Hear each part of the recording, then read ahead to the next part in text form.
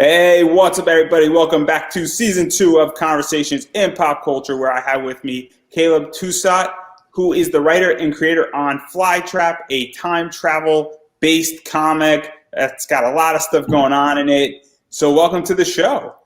Hey, thanks for having me, Andrew. Yeah, now I am very excited because I like time travel. Me and my friends talk about it and we have discussions about it. And so I gave some of what this comic is already about away. But what is the basic premise of Flytrap for those who are unfamiliar with it? So it's kind of crazy. It's a mix-up, mashup of all the time travel things I love, with a little Frankenstein twist. So it's about a guy who, when he's a kid, is inspired by the movie The Fly, the remake with Jeff Goldblum, and he's inspired by this to create just everything. Like he's kind of a savant, and he goes into in making inventions. And one of the ones he goes into making is a portal device like the one in The Fly. And he ends up kind of hiding it away because he's afraid of what dangers would come from it. And the basic premise is that through the movie The Fly, time travel is eventually created out of this portal device. And it ends up basically destroying the world. And he is confronted by his future self to work together with his future self to destroy the inspiration for the creation of time travel. So there's a lot of crazy jumping around, and there's a few different versions of the same guy in the story working with each other and working against each other. And it's just a crazy time loop that I created for it was actually a short story originally, and I expanded it and made this really fun. It has the feel of like Back to the Future meets the Terminator almost. So it has that nostalgia to it, and it's just crazy fun. It's got seriousness. It's got funny dialogue. It's everything that you would really want out of a time travel story. Everything that I love about time travel stories is in there. So yeah, I'm excited to bring it. It's actually a 60-page. It's going to be a trade paperback that I'm printing. So it's going to be a nice book with some concept art and stuff in the back. And we have variant covers. One of them is by Joe St. Pierre, who's done a ton of Spider-Man stuff for Marvel. And he did a really great throwback sci-fi cover for us. And just really great artwork. And there's nothing, if you like time travel stories at all, like this is the one to go after at kind of Kickstarter right now. So let's just dive into it because obviously time travel is super interesting. There's a lot of different methods that are played out in time travel. We obviously got Back to the Future is sort of the main one that I think people think of. Terminator is another one that people think of. And so obviously there's a bunch of rules that go into it. You can throw Dragon Ball Z with Trunks and how he comes into it and how, he sort of jumps into an alternative time with time travel. And so obviously there's a lot of different stuff that goes on with time travel. And so what are your rules that you have set up? Because time travel can go in a bunch of different ways. This is a good question. So that's definitely the first thing I thought about when I was making time travel is like, how do I want to do this? Do I want it to be some singular timeline that somehow is controlled? And this is, I did it different. It's similar to things that we've seen in the past, but there's more specific rules in place because the device that he creates is a portal device originally. So it goes to one specific point in space and time to go from one place to the other. So there always has to be another door there to open up. So essentially what he creates ends up, they find out that they can open the time end of space time on this portal device. And though they can't pinpoint it, they can keep it within the realm of like, this is going to be Earth, that it comes that it appears on, but they can't control when or where that would happen. So the whole idea is that it's still a portal that opens at one point or the other, but someone has to actually go through unknowingly through some space and time and open a door on the other side so that they can travel back and forth between the timeline. So it's got to, they'll always be in the same timeline because they can control that timeline within their, calculations, but they can't really control the time, the actual time and space that it comes out. So there's a lot of crazy stuff that we talk about, like them experimenting with it and people like at first ending up in, who knows, they don't know where they could end up. That's one of the dangers that scientists doesn't want people to experiment with it, because he's like, where are these people ending up? They could be ending up in outer space or in the ground or some, a billion years ago with technology from the future. So it's kind of this crazy idea that if you had a device that you could open on the other end, then you could travel back and forth between a time, just like you travel through a portal to another place in the same world. So it's that bending of the portal device, turning it into the time travel device. So it's familiar, but a little different twist on it.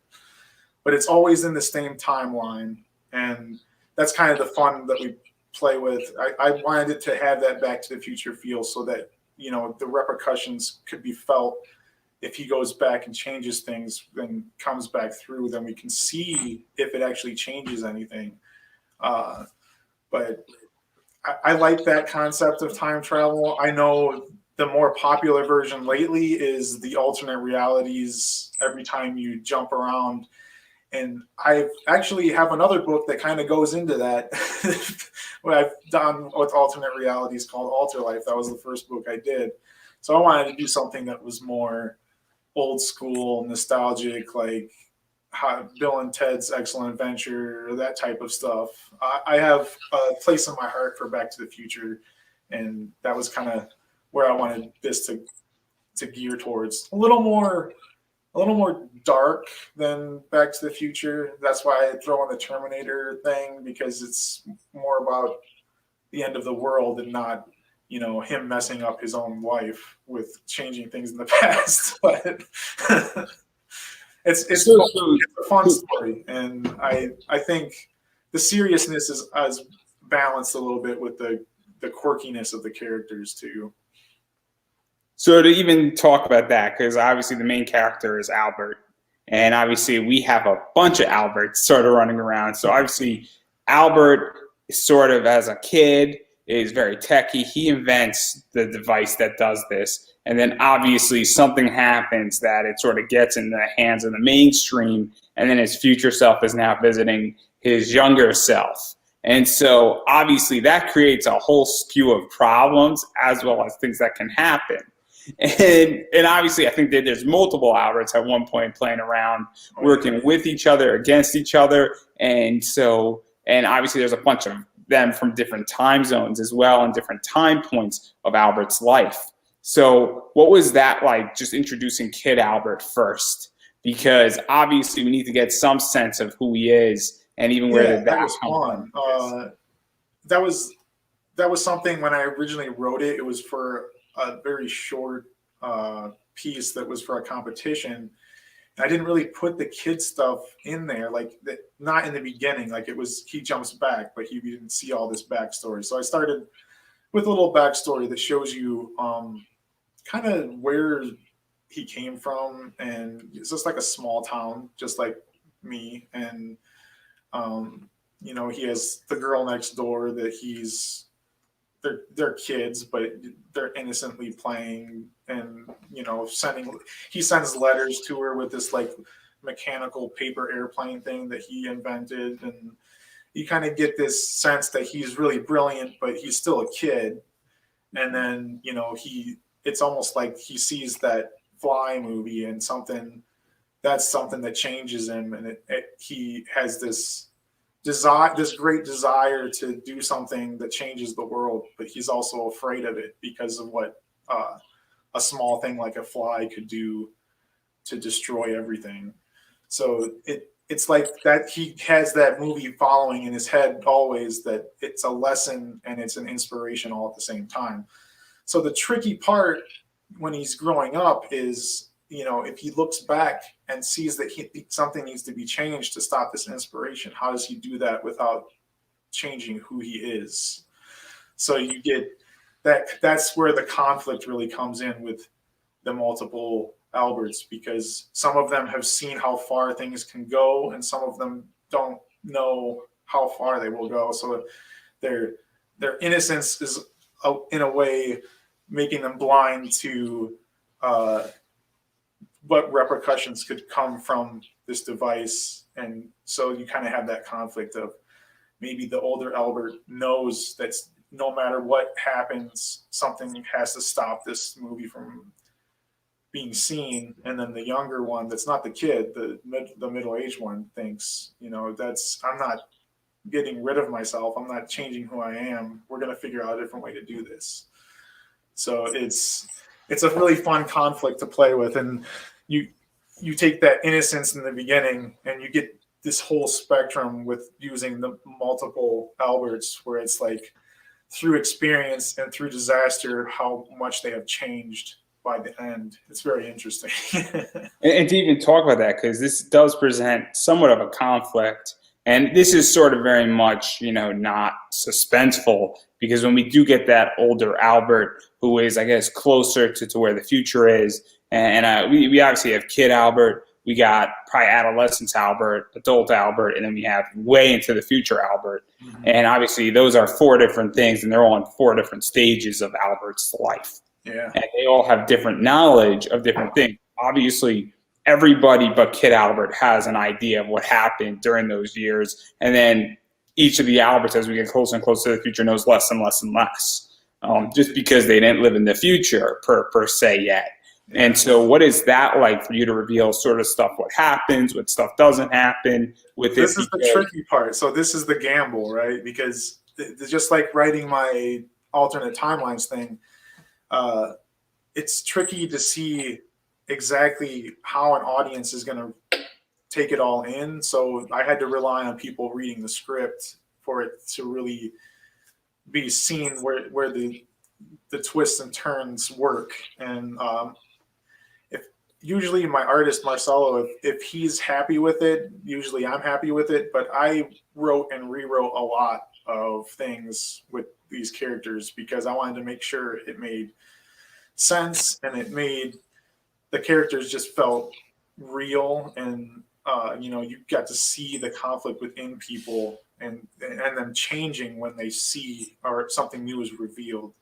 So it's kind of difficult because you have to like take yourself out from each perspective and say, well, now I'm looking from the Albert's perspective that has no idea what the future is going to be, or he's just a kid. And I mean, he's really smart. So I wanted to make sure that if there were hints and clues given to him, that he's smart enough to figure things out still, even as a kid. Because if he's sitting there making new inventions and coming up with portal devices, he's going to be smart enough to figure out tips and clues that might be left by other selves. So it's a fun character to write because it's almost has that sense of like the Sherlock Holmes idea where he's just very attuned to things and very aware, so that he can pick up small changes, but then at the same time he's still a human. And like the whole reason that he makes this portal device originally, well, when he's a kid, it's inspiration from Flytrap. He digs it back up because his girlfriend lives on the other side of the world and he never gets to see her because they live and work on the other side of the world. And he's like, I think I'm going to dig this up and keep it under wraps. I think if I control it myself, everything will be fine. Oh, lo and behold, as soon as he activates that device, he sees himself, and his future self appears, and that's where everything gets crazy. So to even talk about that, because obviously one of the things that sort of happens is that when you see yourself, things change. You're obviously influenced, and obviously whatever you saw is going to be influenced, especially if it's from the future. And then whatever it just happened in the present is going to be influenced because it saw itself in the future. And then obviously, even if nothing else happens and nothing changes, the idea of just being there to some degree in time travel and another thing that wasn't there before this moment has now interjected itself is going to obviously change the course of history per se if it's all in the same timeline. Even if he shows up, hangs out for a day, and then goes home. Yeah. And so, and I just spend many hours with racking this over in my brain because this is the kind of stuff where I'm just like, what am I? I had nights where I'm like, what am I doing? This doesn't make sense. I have to redo something because, like, if he knows this now, then like it's not gonna. So it really does. I worked it out in a way with the craziness of their time travel where they can't really pinpoint a time. I mean, the future backstory of Albert really is a journey for him to find a time to fix things because he can't just jump back to a specific moment. So he spends years and years really like going through these portals, trying to find a specific time to go, and even if he could wait long enough to fix things that he can. So it's crazy. It's like an inaccurate time travel. So instead of Terminator being like, oh, well, we can go right back to where John Connor was this age or whatever, and we can do it. Well, what if you couldn't do that? What if you just had to like send a robot like back, send like 1,000 of them back and hope that one of them could hit the right moment or like right specific time to actually make a change that would make a difference. So since there's an infinite time for him to be jumping back and forth, it's like how many times in all of that is he actually going to end up close enough to do anything? So that's kind of the fun with writing the future Albert, and it's where we take a little bit of leniency there because it's like, it's probably very unlikely that he would at all hit the moment that he needed in all honesty, but you write it in a way that he gets to a certain time and it makes sense for him to be there and try to change things.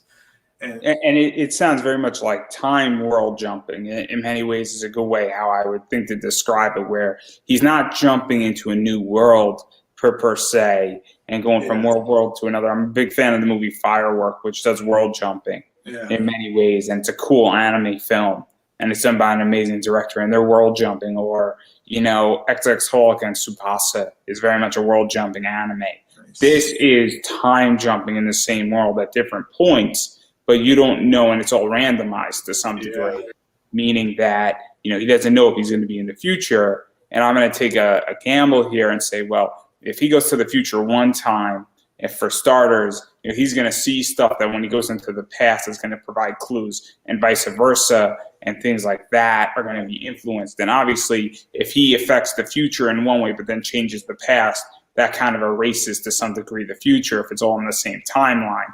And so, this is the fun thing. So going into all that, I'm up front. I'm a little vague about Albert's future journey. There's a reason for that, because although this is a 60-page one-shot, my plan is to have other stories within this. And one of the stories that's going to be told is that future Albert's journey to wherever he ends up. Because by the time we see him actually come back to the Albert that's currently like remaking the device to see his girlfriend again, he is an old grizzled man that's gone through hell basically to get to where he is, and it becomes like where has he been? Like what has he been through? And you only get a little glimpse of that in this book, but the plan is that this is its own story of this like of the middle-aged Albert in a sense, and then eventually we're going to get to see a standalone story of the old man from the future that sees a time travel device that ruins everything, and then he goes back in time to fix it. So it's like I want to do perspective, standalone perspective in a sense, and it's going to be really fun. I'm making it not like a issue by issue thing because I like to have like a self-contained full story, and I think the 60-page gives you like a solid. You think like a really good like long Doctor Who episode or something. Like that's what this is. So Yeah, and the other thing, even going beyond this, and I'm just going to throw this out. I mean, you can go and spin off a whole variety of stuff out of this beyond just Albert, because every decision that he makes in the future or the past affects all the people around him. You know, that's the thing about time travel and manipulating time.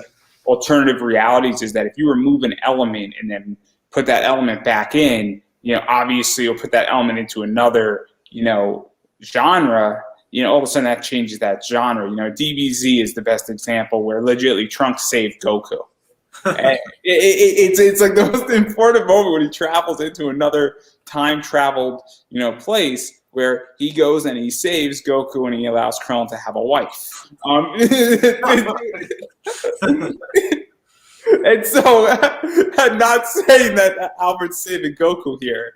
Clearly, that'd be an amazing story, and if Viz greenlights it, it would be perfect. But having said all that, obviously things definitely are like that, and so I just think it's super fascinating when you start building worlds and you start modifying stuff.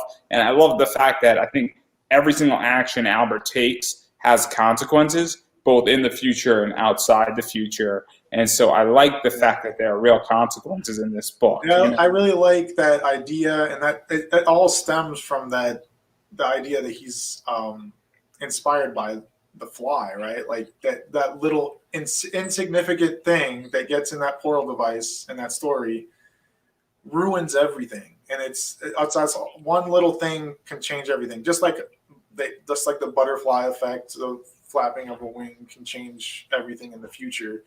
It's that same concept, but kind of tilted with like a Frankenstein sense, because it's really like where do you stop with the science when you know things can be as bad as they're going to be? So I like to play with perspective. I always, with each book that I do, I try to take myself and put myself into some weird perspective. Alter Life's about a guy that's, you know, he goes through a tragedy, losing his family, and he's like suicidal and throws himself in front of a train, and then he wakes up right before the train hits him, and everything is like slightly different around him. So I like to play. It's an idea that he's jumping through these what he thinks is alternate realities, though there's a lot more crazy things to be revealed in that book. But I like to take a character and stick him in some strange, it's like a fantastic fantasy world, but a crazy sci-fi Black Mirror Twilight Zone. So Tsubasa, essentially. Yeah. For those who haven't read Tsubasa, legitimately they have to find a feather, which is a memory of this girl who winds up becoming like a princess sort of thing, lost her memories. They find a feather. Somebody else is trying to steal those feathers, and they're legitimately world hopping when they find the feather randomly. There are a variety of different things, and it's a journey of 4 people coming from all different walks of life. And, you know, you don't really know what's going on, and then it gets super, super weird. Really super quickly. And I like super weird.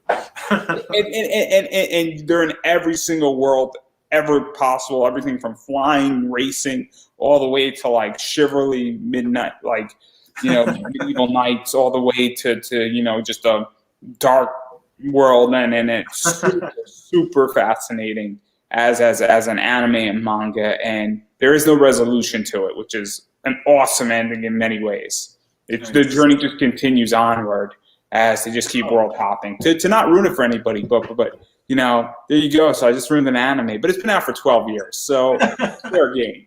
But going beyond, that's what I really think this can go all the way. I mean, technically speaking, is that you can not have a resolution. Exactly.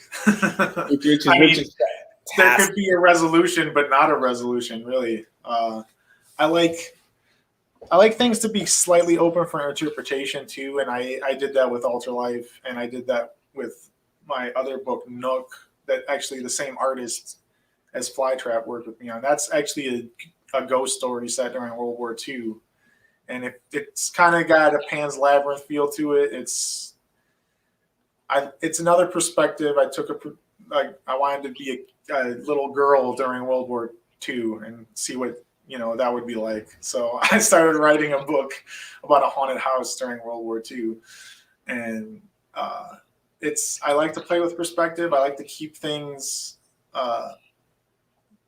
a little fresh and something that even in the end of Nook, you're like, you could assume that things happen that are good, or you could assume that everyone's dead. So, I mean, I like to keep it so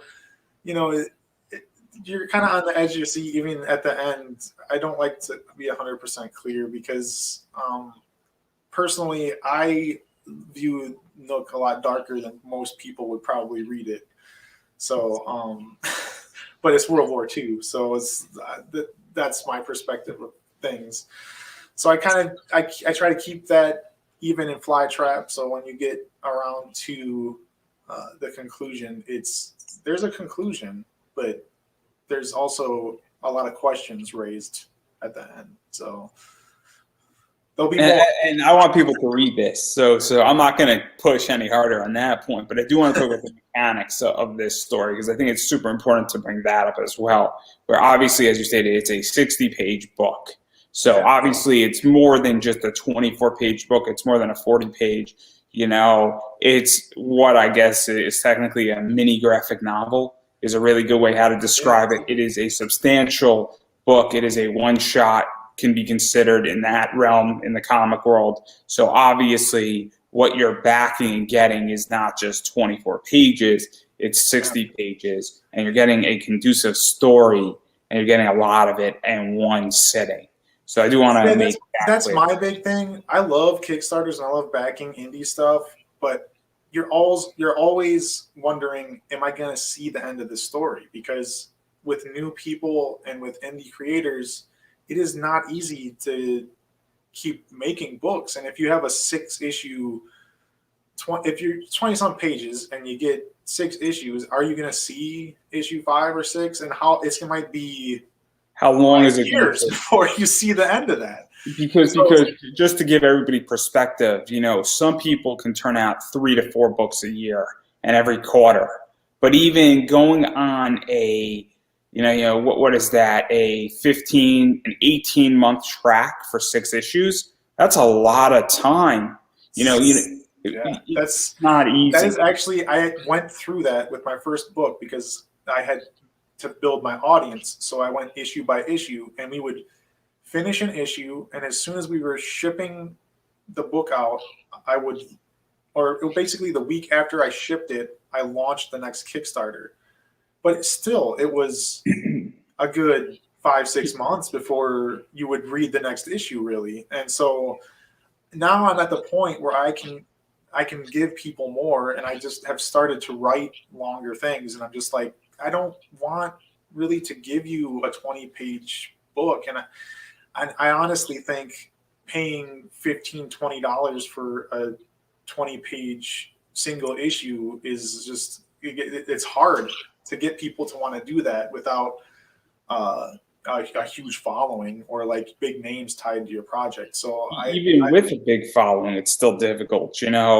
I back certain projects because I know certain people and they are what I guess are industry friends to put it nicely. And they're good people and, you know, they've been on my show a bunch of times and I'm happy to back their projects. But at $15 a pop, you know, it's It's really hard because I think with Midtown, that's one of the reasons I have a hard time, especially as a creator, seeing how it works, all the bells and whistles work behind the scenes. It's like, if you're charging me $15 for an issue and then you're charging me $5 for shipping, and that's a 20 some page, I can't. I'll back it for digital or something to help people out, but like it's just it's a lot, and it's more than is really needed. And I know everybody has different are on different levels, but like knowing how the industry works now, I I'm offering a 60-page trade paperback. It's not even stapled. It's going to be like a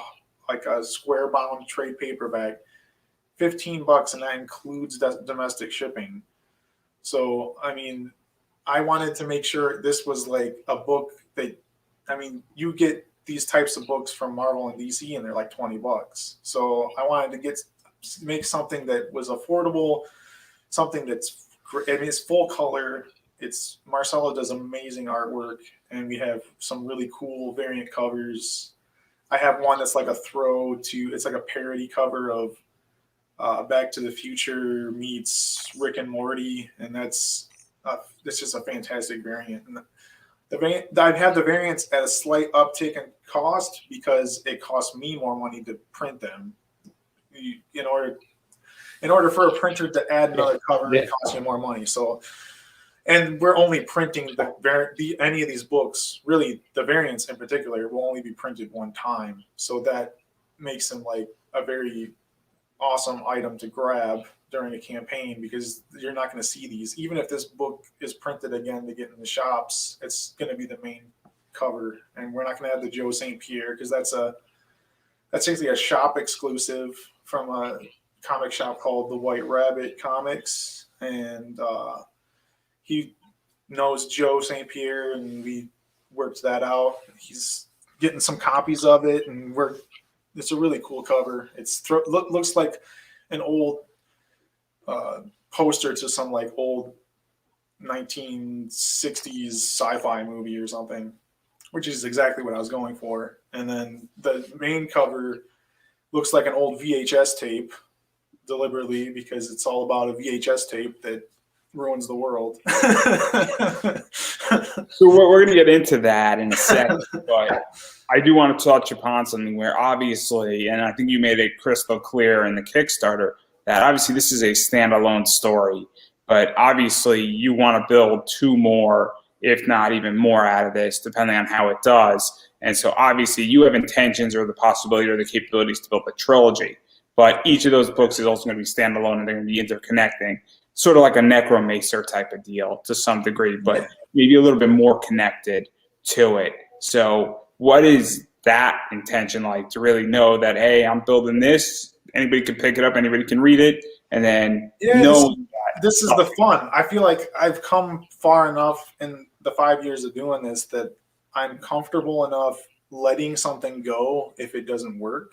I actually had a series called Zed that was a zombie series that I did a couple issues of, and it just never really hit very well with an audience. And I kind of regretted putting so much effort into it. And it's something that maybe in the future I would pick up again, but I'd pick it up as like a full book to give people, because something like this, 60 pages, I wrote it fully intentionally just to be a one shot. That was when I set out to write it, I was like, this is going to be a story that you can read and you can just put it down and you can come back to it and enjoy it.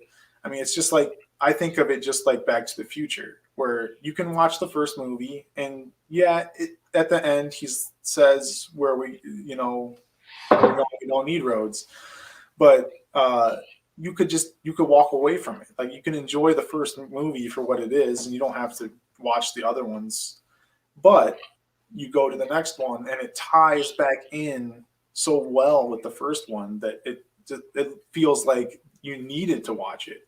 So that's kind of where I'm hoping to go with it. If this does well enough, we're already over 40% funded in the first week. So right now it's looking like this will be successful enough to pursue doing more with. We're going to talk about that too, because that's super important. But I'm gonna hold you right there on that, and then let's dive into rewards, because rewards are the fascinating component.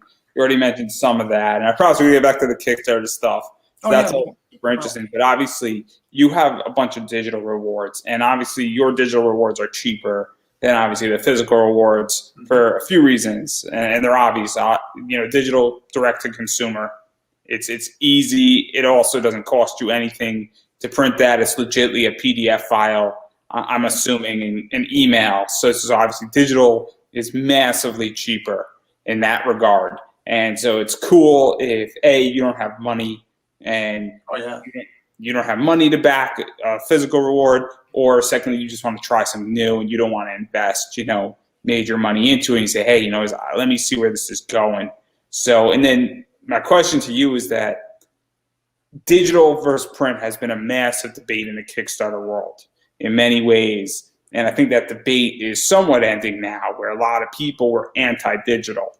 And I never understood that argument where they didn't prioritize digital. And I think a bunch of those people left a bunch of money on the table, because I am a digital reader. A lot of young kids are digital readers now. I have an iPad. You can't ignore digital. I personally have a hard time reading digital comics. I would rather hold the physical book, and that's why I don't usually back projects unless they're a reasonable price for a physical copy, because honestly, mine just get mixed up with so much of my other comic book stuff that I never get to them unless it's sitting somewhere where I can be like, oh yeah, there's that book that I wanted to read. So that's really, but you can't leave digital sales on the table. The biggest thing, especially right now, is international. It's so expensive to ship anything to anywhere outside of Canada and the United States. It's insane now, especially now. It's gotten worse. So I know all about that. It's gotten so bad over the past year, and so I just was like, our physical copies are only available to Canada and the US. And if you contact me directly, I will try to work it out with you international, but it's so expensive. I couldn't risk losing $30-$40 every time someone wanted a book in the UK. So I just kind of removed that this time to see how it would pan out. But you still get the ability to read it. It's $5. It's you can read the 60-page. It's gonna have even conceptual art pages and variants and everything in it, so that you get to see all the artwork that we produce for it. And it's just $5. And then I also, on the Kickstarter page, even made it so that you can read the full Nook graphic novel, which is 100 pages. You can read that for free right now on the Kickstarter. And then you can also pick up the whole Village Comics library for $10. And that gets you Ultralife, Nook, The Fly Trap that's coming out, and the 2 Super Cats kids books that I've done, and the 2 issues of Zed. So it's a lot of I mean, it doesn't cost us anything to do the digital now. So it's like anything that can be tossed in towards that goal to help us. There's a saying where and I'm a big Russell Bronson fan who's ClickFunnels, and you either have to be the most expensive or the most valuable. And so when I like to back Kickstarters is that if somebody says, hey, if you back at a $40 reward, I'm going to throw in this book, and I'm going to throw in 10 digital books that you never heard of that you might enjoy that I wrote. And so all of a sudden that makes it say, okay, I'm now interested in which that great. You threw in a free graphic novel that you wrote 6 years ago, and now you're adding value to why I should back your project and not somebody else's. Or a lot of people are now starting to say, hey, we are going to unlock a bunch of other people's works that the second they're unlocked, and with your Kickstarter, you get a digital file of like 15 books of first issues. Yeah, from I've me done and I've other done some of those big packages before too. I made it really simple this time. Because I was going so cheap, I wanted to make it a very simple process. So it's all mostly Village Comics based. There are going to be some things revealed during the campaign that you'll be getting extra books from other creators that I know that have tossed stuff in. But it's mostly all my own creations, and then you're gonna have some stretch goals. There were some early backer things that you get for backing at physical levels. Day one backers got a free book plate that's signed by the artist, and there's still some free buttons on there. I think about 15 of them or so. That if you back at a physical level, you just get one with your book. Just stuff that I think is fun. It's the button is actually a kind of a play on the "Be kind, please rewind" sticker, but it says "Be afraid, be very afraid" from The Fly. So, so to even go beyond digital, because obviously there's also the regular edition, and I yeah, think you're signing a bunch of them, so you're gonna get out yeah. your So everything is heads. signed by me. $15 gets you a 60-page full color signed edition from me, trade paperback. And then we have the variant covers. You can also get everything as add-ons. So I added all my books in there for like the lowest prices that they've ever been for hard copies. I think Nook is like $13 and Alter Life's like 15, which when it first came out was like 30. So I just trying to make it super affordable to pick up stuff, especially now, because I know the way the world is. Some people just they want stuff to do, and you got to have the money to do it. So we got this. The single issue is 15. That includes domestic shipping, and then you can also get like the double pack, which gets you the Saint Pierre variant and the original. I think that's like $30. And if you just bump up to 35, you get even the third variant thrown in there, which is the kind of parody cover. But I'm So trying to keep things let's super affordable, and that all includes shipping. Like everything has domestic shipping in it. So let's talk about variants, because I've had this conversation with a bunch of people, and we might disagree on it, but I love comic variants. I love particular artists. There are Kickstarters that I wouldn't back, except that there were artists that I absolutely adore, and some of them have been on my show, some of them have not been on my show yet, and so I will back certain Kickstarters because of artists, and certain people bring me in. And I got into a debate with somebody, and then we're still friends. And he encouraged me. oh, I know it's a polarizing debate. So No, I don't know why people hate variants so much. You don't have to buy. No one's forcing you to buy them. I mean, you don't have to buy them. But so my question is that as a business, because this is how I view it, is that if a variant brings me into your Kickstarter and then I back your Kickstarter and then I add on another book because you released another variant, you just earned like $40 off of me when I wouldn't be looking at it. And then you fund because of that, or I get closer to you funding. It's a tricky trade-off, because I'm sure that everybody who produces a Kickstarter wants their book to be read. But I'm also a realist, where it's this idea that now, I also want my book to fund at the same time. So if half the audience is only buying it for the cool variant, but the other half gets to read it now because of that, it's a tricky circumstance. And now I'm assuming you wanted Joe St. Pierre to do a variant. It's obviously Marvel, it's Spider-Man. It's a cool thing to have a Spider-Man person doing a variant for you. And I'm sure that before you were doing all this, you were a comic book fan. And I'm sure that you looked at his art and maybe you were a Spider-Man fan as well. So on a personal level, it's probably really cool. But at the same time, that's also probably bringing in some serious money into this project. yeah, I mean, that was a nice circumstance where I sold my books to a shop that the guy knew Joe St. Pierre, and he actually reached out to me about this because I told him about this book, and he said, "Well, let's do a shop variant for White Rabbit Comics, and we can get Joe." I'm like, "You can get Joe St. Pierre to do it?" And yeah, so I mean, I'm not going to say no to having a big Marvel artist take part in making this book, and he was excited about the idea and jumped on and took direction from me and everything. So it just worked out. I couldn't really complain at all because I wanted to get one or two variants. I don't do them for the big books usually, like the hardcover books. I mean, I don't usually do a variant for them, or I'll do like pinups and stuff. But with this, I just felt like it made sense because some people like cartoony art, and some people like Joe St. Pierre art, and some people might just like the cool nostalgic VHS. So it's like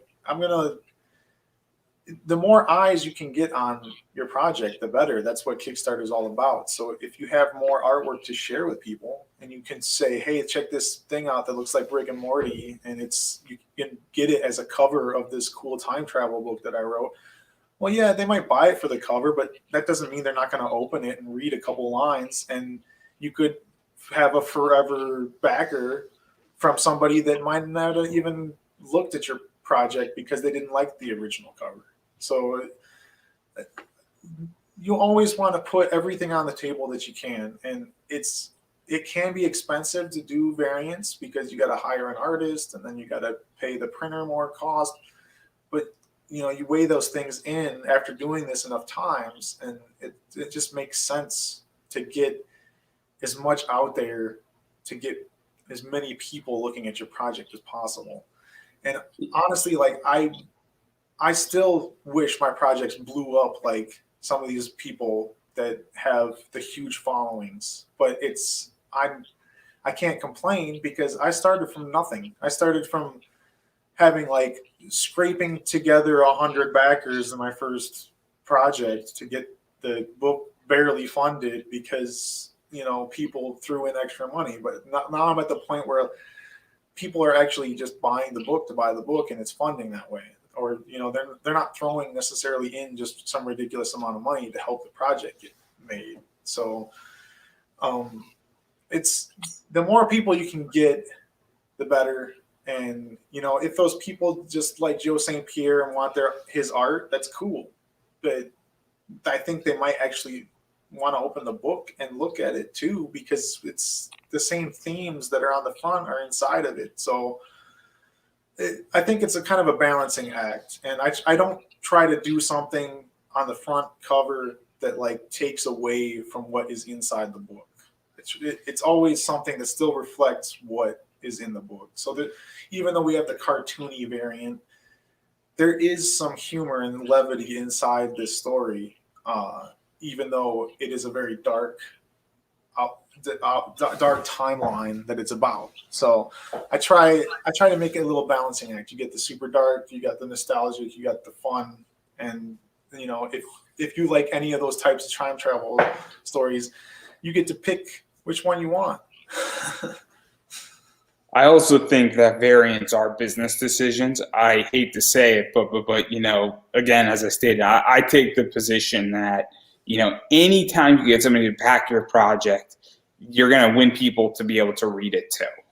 And so I think that unfortunately, though, we have collectors, and that's why I like when projects do a combination, saying, hey, if you back the physical, you get the digital, because I like that too, because especially when I'm dropping certain books, I just dropped a Merc magazine with Jamie Tyndall, and I love Dawn Mateague.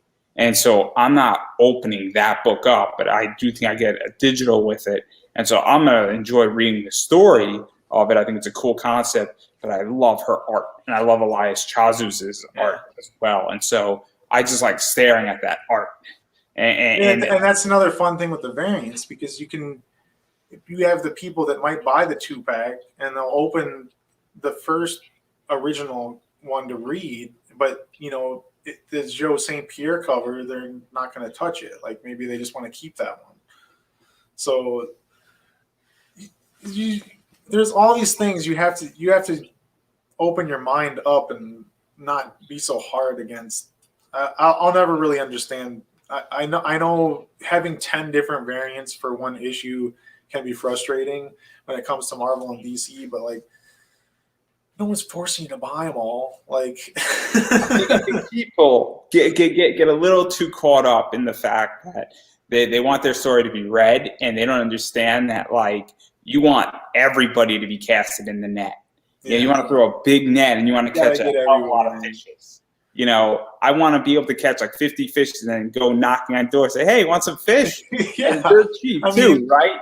Like, you know, most people that are doing Kickstarters are not at the level where they can pick and choose who they want to read their books. You gotta cast that. You're right. You gotta cast the net as wide as you can and grab people to read. I mean, that's just the way it is. I never thought I'd be doing this stuff. You asked me 10 years ago.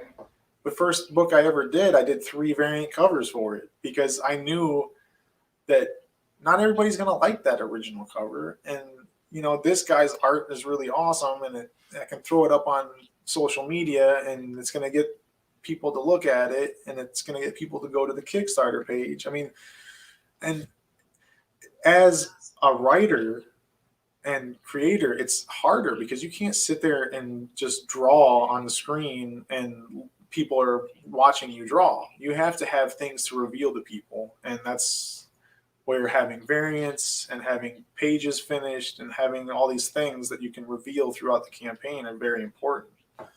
And I also think that, you know, COVID has also changed in the last, you know, I would say 14 months. I'm going to date it back to a little before COVID, where now also you're not just a writer and a creator, you're also a businessman in many ways. And I think that's something that people forget, that I'm a podcaster. I run a few podcasts. I run my website. I run an eBay business. I am a business person as well as not just a host of a podcast, meaning I have to make decisions. And I think that's something that, you know, a lot of people forget sometimes with Kickstarter, that this is a business now.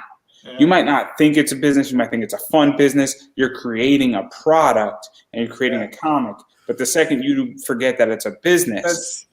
That's another big debate, though, right? Like, a lot of people with Kickstarter, they're not treating it as a product, and they're wrong. Product. They're treating it as a place to ask for money for things. But it's not GoFundMe. This is essentially a storefront for things that have not been.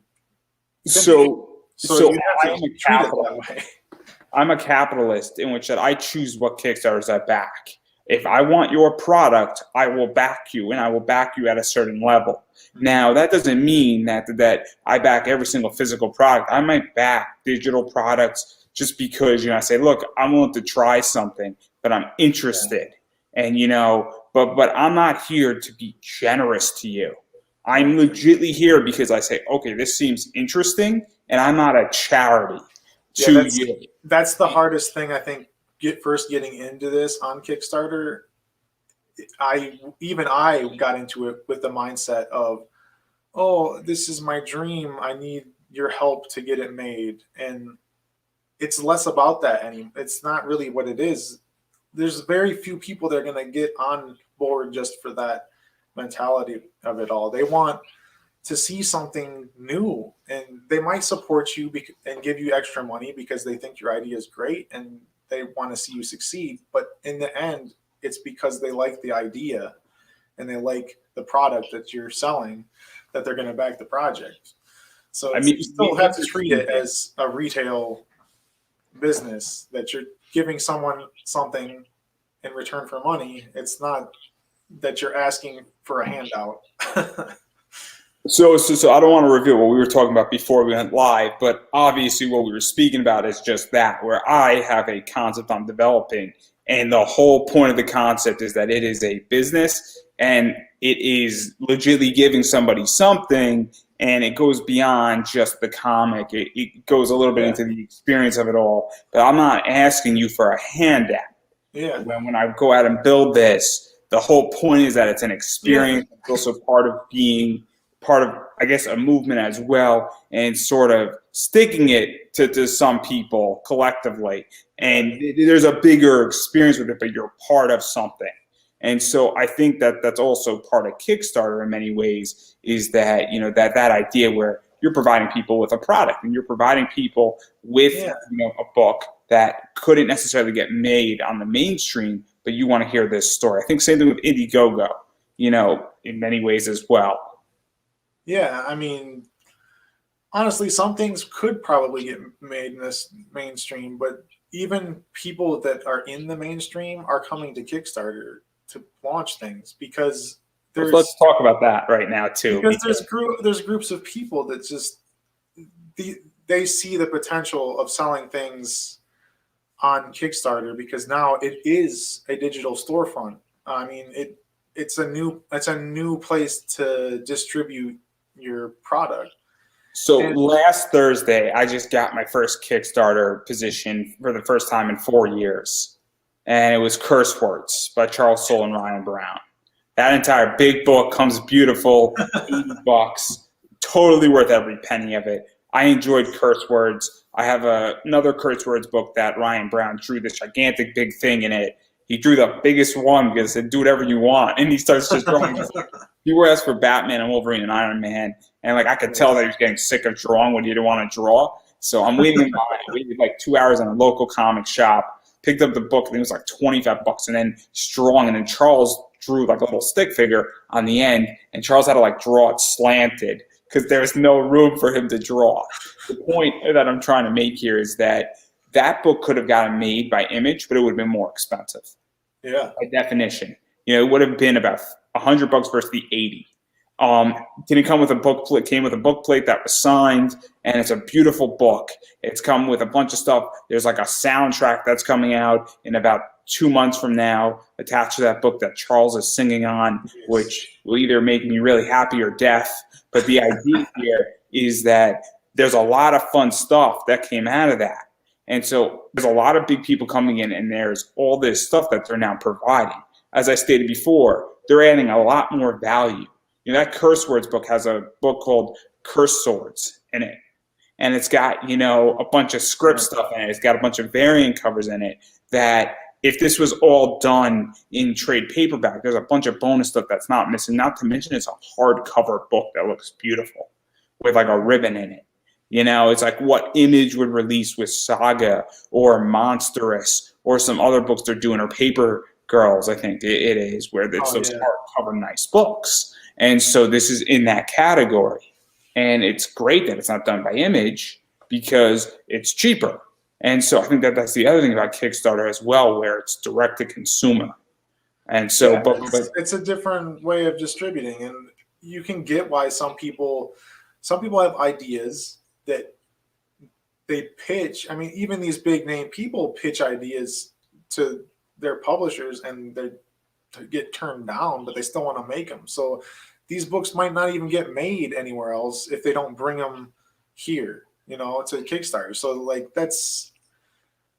I have conflicting feelings about it sometimes, being a more person, because it brings a lot of people to the platform that might not ever have trusted Kickstarter for anything, and that means there's a bigger net to be cast, right? But it's also, if there's a book by Keanu Reeves on, how much is that trickling down to you? Exactly. Is it trickling down? And if that's running while I'm running something, is that helping me or is that hurting me? Because if someone's got $30 in their pocket, are they going to spend it on me, or are they going to spend it on Keanu Reeves? Probably not me. Unless I have an idea that's like super killer over, his books. But, it's still all those people that have come to buy his book now have been part of the platform, see how it works, and then, if they see books on there in the future, they might buy stuff. So I think all in all, it's good for the platform to have these big names on it, but it also does make it a harder market to sell in. And I think I've said this before, so I have made it crystal clear on a lot of stuff, and I knew I was going to draw heat for it when I said it, and I said it on a pretty prominent podcast. But what I said is that they have a right to do this. There's no question about it.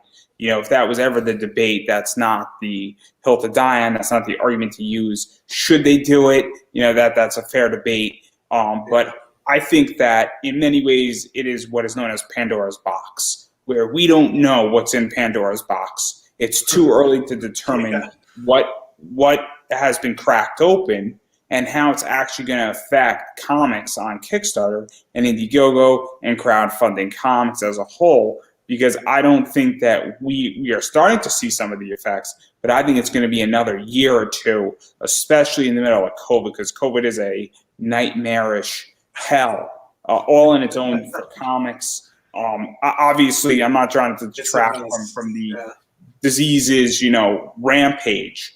But legitimately, it has wrecked and has redefined retail. It has redefined the convention scene. It has redefined the way we do business. As collectively, it has redefined humanity in many ways. And obviously, bars aren't open. So entertainment as a sector is very, very new now because of COVID, and will be for the next 3 to 4 years minimally, if at all it ever goes back. So clearly, this is not a good barometer to measure what these big people like Scott, Keanu Reeves, Jeff Lemire, Charles Soule, Ryan Brown have done to the platform. And Todd McFarlane's another one to throw in there. $5 million, right, on a toy. I mean, this isn't child's play anymore. But having said all that, I do want to touch upon Kickstarter because obviously first week and fourth week are the most important weeks in a Kickstarter in many ways, because I understand that if you fund 30 to 35% typically in your first week, that's usually good. You're at about 40%, which is super good because that means that you're almost halfway. I've done this enough now that I'm jaded, man. I'm jaded when I do a Kickstarter. Like in my heart, I want 30% on day one. But I know with a book that's going to cost me $7,500 to make, that's probably not going to happen. So I had to think, week one, let's get to 30%, because you just look at the statistics, and if it hits 30% in the first 7 days, you're 90% more likely to fund altogether. So I hit 40. That's pretty nice. I think that's better than most of the bigger books that I've done. Then what happens during weeks 2 and 3? Because I know the answer, but for everybody else who doesn't, what typically happens? Bust your ass to get people to look at your project, basically.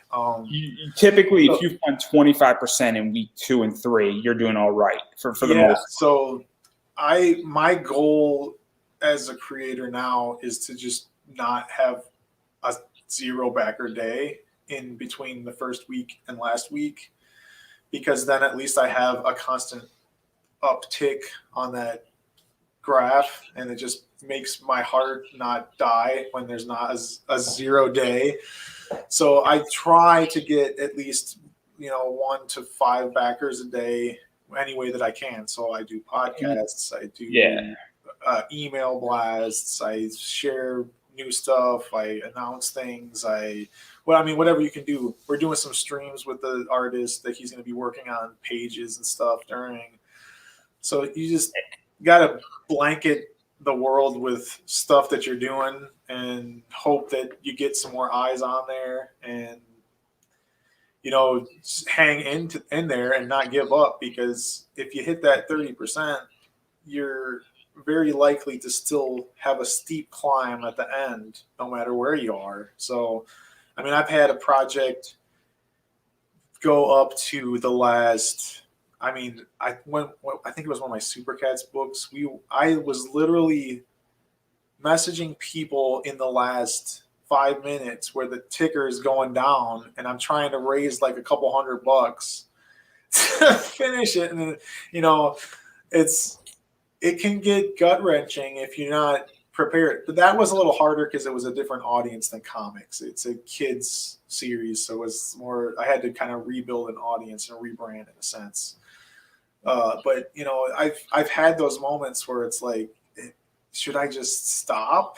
But I've never really given up on a project unless it's been dead in the water for like the first 3 days of running it, because you did something wrong, you priced something wrong, your book isn't up to par. If you didn't hit that 30% in the first week, usually there's something that's scaring people away. So you can always go away, reorganize, and come back again with something else. And I've never really given up, because when I did Alter Life, I did the first issue, and I was like really confident. I was like, I'm gonna just fund a whole book after that. It's gonna be all 5 issues. I'm gonna fund 4 more issues all at once, and I failed because I had like 100 people back the first one. 100 people is not gonna back. They're not gonna make enough money to make a hardcover 180-page full color book. This wasn't going to happen. So that was my learning process, and I was like, well, okay. So I go back and do issue 2, do issue 3, do issue 4, and then it's like a snowball effect. So you had those more and more people, and then by the time we came back to issue 5, we had like 300, almost 300 people. So it was like, okay, now we're at the point where it makes sense. So there's a lot of learning involved in that process, and I think this is my 14th campaign in 5 years. So I mean, I think I've done it enough now to be able to tell that, yeah, if you get that nice peak in the beginning, that should be your goal. You have to bring enough people to that page in the first 3 days, is, I would say, it's the most important thing of the whole campaign. If you don't get up close to that 30% in that first 3 days, then there's something off. And there's Kickstarter as a science. For those who don't know, it's very much a science. Things always work on Kickstarter. Things don't always work on Kickstarter, meaning there is a to-do list. There is not a to-do list. It's very rare that you do something on the not to-do list that actually works, and vice versa. So obviously there is a science, and the more you do it, the better off you're going to be. I've never run a Kickstarter, so I probably should not be the spokesperson for this argument here. I just happen to speak to everybody who has, and I know way more about running a Kickstarter than I've ever wanted to know. Never having ran one in my entire life, after probably about 90 interviews talking to people about Kickstarters, I know way more than I ever want to know. I'm probably like the non-comic book Kickstarter expert in the U.S. It's important to talk to, if you are ever going to run a Kickstarter, the most important thing to do is to talk to other people that have done it. So, I mean, I personally have been asked many, many, many questions from people that are first starting to do this, because I'm in a lot of independent comic creator groups on Facebook, and I get people reaching out, and I'm usually very open to telling you what works and what doesn't work. And it takes doing a few of these to get it down, and just don't, you can never be afraid of asking for help from other people, especially if you're going to be running a Kickstarter. I agree, and I'm going to get there eventually. But for the time being, I have a battle plan, and I'm going to tell you the battle plan after. For those who want to know what that's going to be, that's locked behind closed doors, and there's a selected few people know exactly how I'm going to market it, and it's brilliant. But having said all that, I do want to touch upon COVID, because I think it's crystal clear COVID has messed up everything last year. It's looking like it's messing up everything this year. Cons definitely are going to be changed. I do not think we're going to see 100,000 person cons ever again, and nor do I think anybody wants that. I really think nobody wants to go and have somebody breathe down their neck after COVID. You know, as COVID much made us all step back and go, what the hell are we thinking? What the fuck are we thinking about standing all in line next to each other? I've done the big shows. Honestly, for me personally, the big shows are fun, but I'm not going to really miss them. I hate them. To me, it's fun as a spectator to go. Like, to be a person working at a con like that, just, it's not fun, because you're trying to get someone's attention when there's 1,000 other things going on around them, and it's just that's the hardest thing to do. So I'm so mixed on this, because I've had great experiences at big cons, but I also play in a smaller pond at big cons, meaning that, like, I've got cool sketches from people who weren't really sketching for people at cons, but they sketched for me because of other things the night before.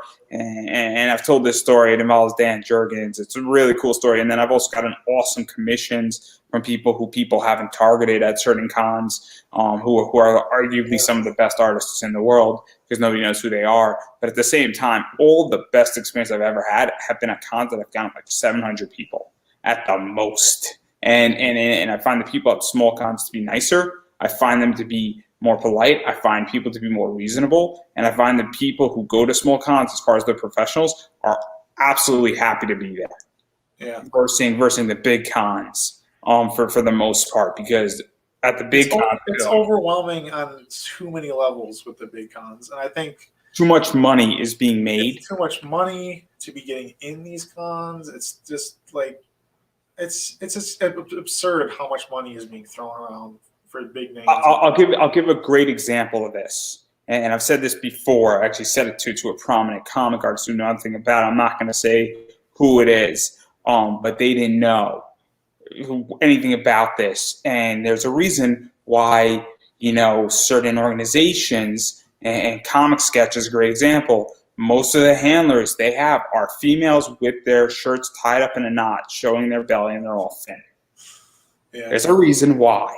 Every once in a while, they have a male handler, but they have a female handler because most people who buy comics, and it's changing. I get what I'm about to say is sexist, but it's there's data that backs it up, is that most of them are men buying comics. It's changing, and it's changed a lot in the last probably 5 to 10 years. But for the most part, it is a very male-dominated, oriented, genre, comic book buying, getting stuff signed at cons. And guess what? It is when there's a pretty girl, you're not thinking about how much money you're spending, or the spending the money is a little bit less stinging. And you say, why not? I'll get a third signature for $15 or $20. So there you go. That's what happens sometimes, and that's just the business of it. And the amount of money when somebody is signing for $20 and it's getting graded, and they're selling, 500 comics, all of a sudden, it's a lot of money that's being made. But then you go to a comic shop, it's not being graded, and you bring a graphic novel, they're happy to sign it for free. It's because of the commitments they have and how that entire thing works. So it's super complicated. And when you're spending that much money is being made, and when somebody's guaranteed like 12 grand to be made for legitimately putting their signature on a book, welcome to the club. There's an element of personality and of niceness that goes out the window. And I understand it's very jaded, and I don't want this to be misconstrued that people shouldn't get paid for their work. I think a lot of people deserve to be paid. They don't get a good page rate, or even if they do, they're not making a killing in comics, and this is their bonus. If they do like 15 cons a year, they make an extra 120. And that's where, that's where some of the Kickstarter stuff comes in with the bigger names too.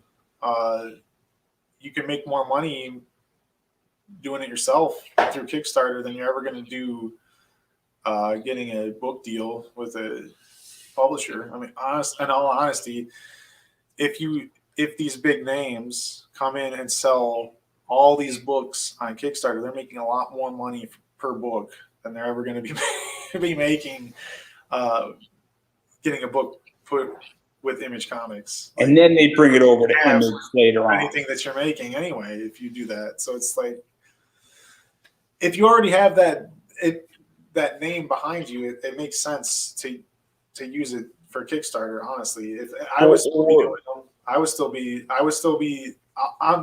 Honestly, it is working the way it works now with these creator-owned companies, especially the smaller ones. You're still going to have to run the Kickstarters because that's just the way the industry is being built that way now. So even if you get a deal for your property, you still have to bring the book to them finished before they're going to do anything with it. So, just to give people perspective, so Image, the second you bring your book to Image, you are in debt to Image right from the start. Now, if you sell 100,000 copies of your book, you're no longer in debt to them. And every time your book gets published, you're no longer in debt to them. because they made their money and all those fees essentially has been paid back for them printing it. It's not, but obviously if you sell like 300,000 copies of a book with image, obviously you're making a killing. Because they only take a small fee per book essentially to put their label on it, print it, and cover a bunch of stuff. But at the same time, it's still very complicated with all of that. And if your book flops or you just break even, you're not making much money on it. There's an argument, but I think you still own it, and that's why you could do something like Curse Words is an image book, and they could do something what they did on Kickstarter with the whole damn collection because they own it. And so obviously it's very interesting. There might have been some type of deal where they couldn't do it for 5 years or 6 years or 10 years after it was published so Image can make their money off of it, and that they were sort of granted that release. But it's super interesting, and we could have an entire hour discussion about that. Alone. There's a lot of ins and outs with the creator-owned companies, and most people that are on Kickstarter aren't at the point of worrying about all that stuff yet. So just to get back to COVID, I mean, I'm very curious how you feel about how all this is going to go with cons and everybody, because obviously digital cons are popping up, but they're not working very well. There's stuff. I already kind of gave up on digital cons. I did a few of them when COVID first started, and I probably did less than a dozen of them. But I was just like, the only people that are on there are the people that work in the industry usually.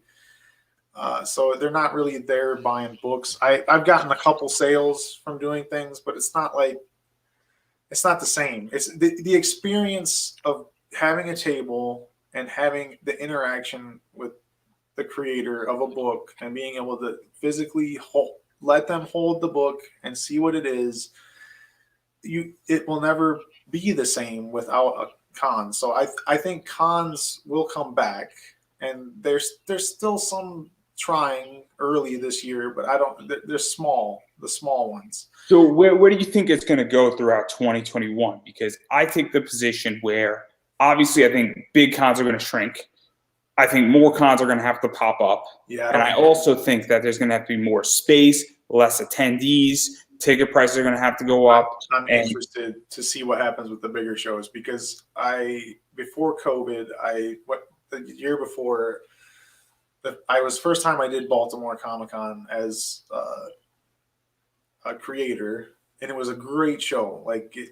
Great people, but a lot of people in a fairly small space. I mean, it was still spread out, but it's still not COVID spread out. So I think they're going to have to just revamp the whole style of how they coordinate a con really for those big shows, because it's either going to have to be where they have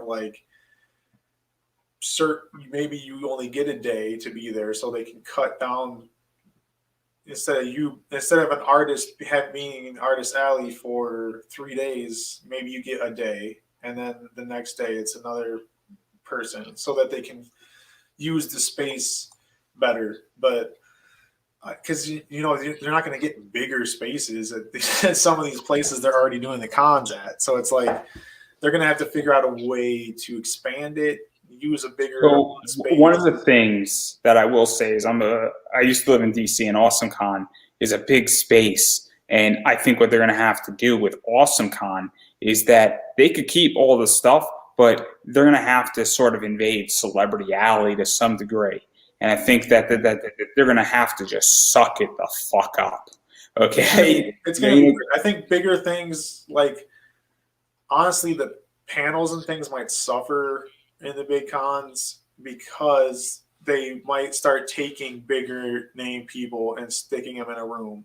And then if you want to go see the big name guy, you have to go over in this one area, where they're off by themselves, because there's going to be too many. They don't want all those people waiting in line out in the same area. It's going to be weird.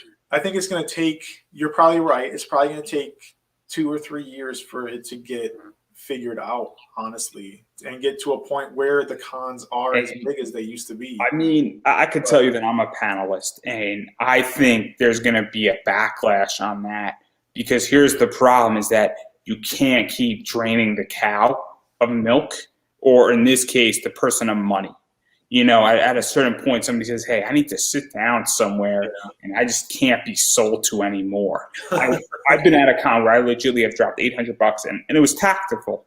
Everything I did was so damn perfect. And I actually came out with having spent less money than I intended. I had $1,000 in my wallet, and I spent $855, and I got everything I wanted except one thing because the person wasn't there, which is fine. Because the person wasn't there, but they sent a representative, and I wanted them to sign my book. Totally cool. Things happen, right? But the idea is that everything I got was taken care of. My point is that, at a certain thing, though, is that there were points in the entire outing over 2.5 days where I just said, I need to go to a panel. I need to sit down because I can't take spending money. Legitimately, I cannot spend any more money in the next 90 minutes because it breaks you and it affects you. And it's like, oh, snap, like you can't be spending $800 in 5 minutes or less. But I digress. I do agree that I think they're going to have to figure a bunch of stuff out. And it's super interesting. And I think that there's a lot of balancing. I don't envy any of these people. And I think that, it's going to be a logistical nightmare for the people that coordinate these things to try to make them big. Still, it's going to be. They have all these teams controlling people and moving people around and making things work like clockwork. Well, I think that's going to have to basically double for them to actually manage it the way they want to, which is again causes more problem because then you have more people in the background.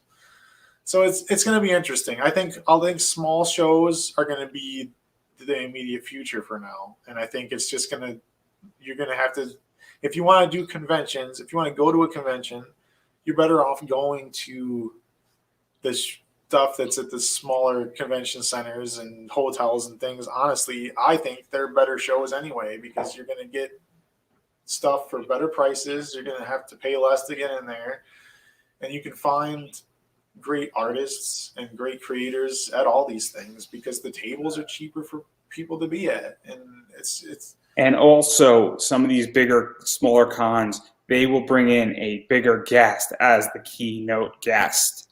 So like a Scott Lobdell is a great example of this, where that guy is an amazing comic writer. He still is good at what he does, and any book he's on is a good book.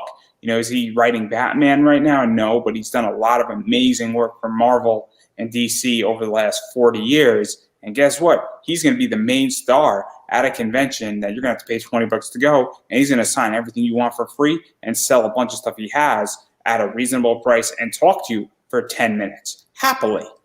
Well, now's a good time to find the up and coming people, honestly, because Scott's a veteran. Scott's not going to be distracted by all the big names because they're not necessarily going to be there for these things. So go spend $10 to get into a smaller local convention and meet some people that in 5 years might be writing Batman.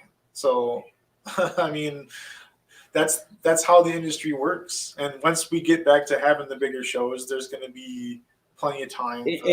And as I stated, even with the up and coming and the person that you might not even realize is a big deal, it will also be at that con. But then also a lot of like these old time people, especially in certain areas like New York, for instance, especially like in New York, and I would also imagine in California at smaller shows, there's a lot of people who have been around forever and they want to go. And I was at a show where Joe Sinnott was doing Hulk sketches on an 11 by 7.5 paper for $10. Yeah. Okay. I mean, there's people, even in Cleveland, you're getting, Chris Claremont comes to comic shops and sets up and friggin' so you can't just be aware that there's more than just these big shows, and there's still going to be people wanting to do cosplay and all that stuff. There's still plenty of reasons to go to the smaller shows, and it's not the they're not the giant breathing on everybody experience that you might be used to. But I don't know if anybody wants that right now. And also, I'm going to say this about small shows, and I'm going to give you a chance to promote yourself. People also tend to be really nice at small shows. And people, I find, tend to be nicer, more relaxed, very civil. You don't find it to be a mad rush. Well, there's less pressure. I think that all comes from what you were saying. There's less pressure to make that 12K in the weekend. You know what I mean? It's the expectations are a lot lower, so that they can. It's just about having a good time and talking to people about comics and enjoying the industry for what it is, because that's where conventions started. That's how it was, and I love that atmosphere better. Honestly, Baltimore is fun. It's not as crazy as New York, but for me, the best shows I do are the ones that are local-ish to me, and they're, got, maybe 1,000 people in the weekend that show up to it. And it's you don't feel the pressure to try to sell to every single person that's distracted by everything in the room. So I think that's the best way how to say it. So at this point, I want to give you an opportunity to promote yourself, because we've been talking for a while, and I know obviously the Kickstarter is happening. So where can people find that Kickstarter for starters? Super easy. I have a forward link. All you gotta do is go to flytrapcomic.com. It'll take you right to the Kickstarter. Everything's there. You can get. We have the add-on feature for the Kickstarter, which is a newer thing for them. So if you pick up anything, you can also pick up any of the Village Comics books for their cheapest prices ever. I intentionally made it so that we had our books at the lowest prices. So if you spend $15 on Flytrap, you can still spend less than $30 and get like 2 full graphic novels of Village Comics stuff. So flytrapcomic.com is the place to go. And then obviously, if you just type in Flytrap on Kickstarter, it'll pop up as well. And then even going beyond Kickstarter, where can people find you on social media? Because I know Facebook pages are big. Obviously, you're in a bunch of Facebook groups as well, just commenting on stuff, as well as do you have a Twitter, Instagram, I don't know, TikTok? Is that what comments you do? I don't have TikTok. I haven't delved into that world. I try to do live videos every once in a while, but I'm not. I like to do podcasts and stuff where I'm interacting with people. So you can find me if you just look up Village Comics, you can pretty much find, if you go villagecomicbooks.com, that's my website. And then Village Comics on Facebook, add Village Comic Books on Twitter. I don't use Twitter as much as I use Facebook. I have most of my followers on the Village Comics page. But we also have all the books that I have their own pages as well. So if you punch in Flytrap Time Travel on Facebook, you'll find the book too. So all very easy to find. Well, on that note, and I've been saying it with everybody, I said it 90 times last year, I'm going to be saying it at least 150 times this year, is that you have to support indie. It is super important to support indie this time more than ever, and obviously you have to support financially, because that is the best method with giving people, an opportunity, because it's great. Social media is great, and obviously I encourage everybody to do that. But when you back a book, whether it's the digital on Kickstarter or a physical reward, it definitely helps, and it helps get that book funded. Now, having said that, if you're in an economic hard time, COVID's very scary. The world is not where it used to be a year and a half ago. So please take care of yourself. Make sure your rent's paid, your mortgage paid. Make sure you, your wife, your kids, your dog are all eating. Make sure the 4 walls around your house are secure. Electricity, water. Make sure you have internet. Please do all of that before you even think about backing a project. And please take care of yourself and the people who are in your life.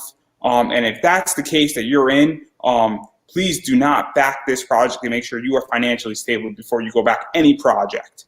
Now, what you should be doing in that circumstance is following on social media. That includes following on Facebook groups and Facebook pages, checking out somebody's website, Obviously, sharing the Kickstarter. If you can't back it, you should be sharing it at the minimum.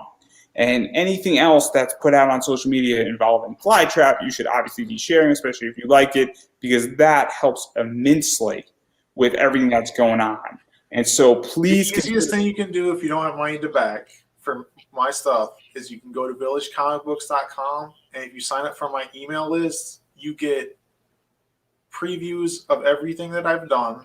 You also get, I think you get 2 issues of Alterlife, an issue of Nook, a full book of Super Cats, and an issue of Zed. Like, you get all that stuff just for signing up to the email list. I try to give as much as I can without, starving myself. So, well, I was about to give you the final word, but I think that's perfect for everybody to go sign up on that email list. So please go do that, because obviously you're going to get a bunch of stuff that's going to keep you occupied. And then when you do have money, please consider buying something, obviously, from that. And I'm sure you're going to get a bunch of email blasts that'll direct you to do that. And hopefully you will be in a financially better place. And hopefully, we'll be getting anywhere from $1,400 to $2,000 in the next 3 to 4 weeks. If the U.S. government can get their shit together, hopefully, we'll be able to do that. So on that note,